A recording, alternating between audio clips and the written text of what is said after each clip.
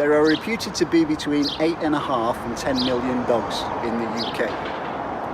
The majority of these dogs are owned by people that have no clue how a dog thinks, how a dog learns, and how a dog starts to develop inappropriate behaviours. They are afforded no education or information on how to fit in to their family structure and society as a whole. Now, there's a section of the dog owning community that just doesn't train their dogs.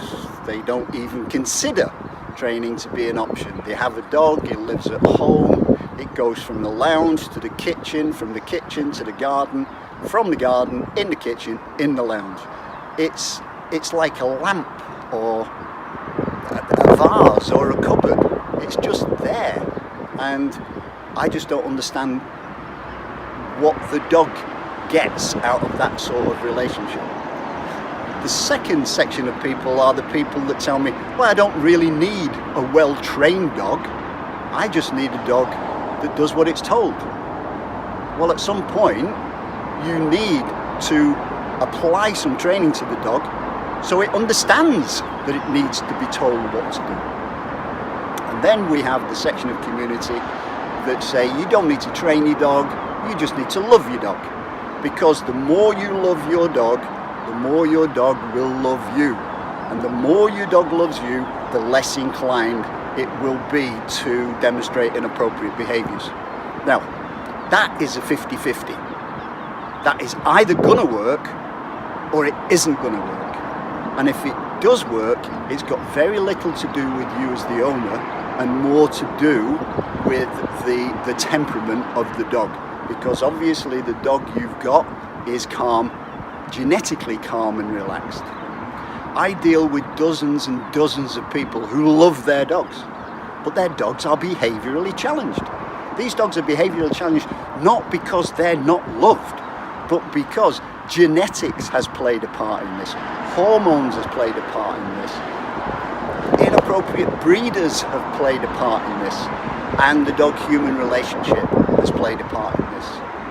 So what we're going to do now for the next few minutes, we're going to talk about education, or training, and why it is so important if you own a dog. In real terms, the only purpose behind dog training is to ensure that your dog, which after all is another species, learns how to fit into your unique home environment and society at large.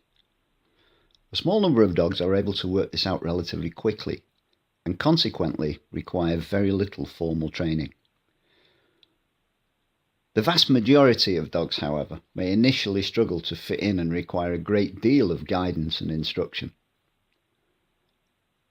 And unfortunately, some dogs just don't get it, will require a great deal of education and training, and consequently may never make a good pet. As mentioned in previous videos, you have an extremely small window of opportunity to start this process. This is known as the critical period and lasts from 5 to 16 weeks of age.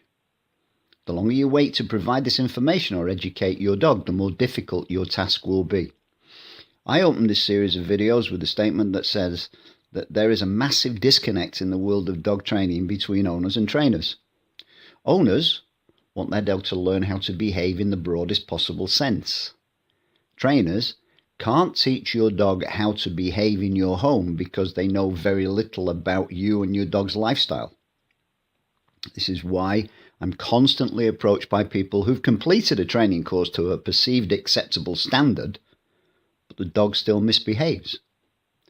The best a trainer can do is to start to teach you how to engage your dog in the listening process, working on the premise that if your dog doesn't listen to you, you can't teach it anything. And finally, you're not going to achieve this in a couple of weeks. The average companion dog needs at least 12 to 18 months of work. However, if its education is done properly, the dogs will love it.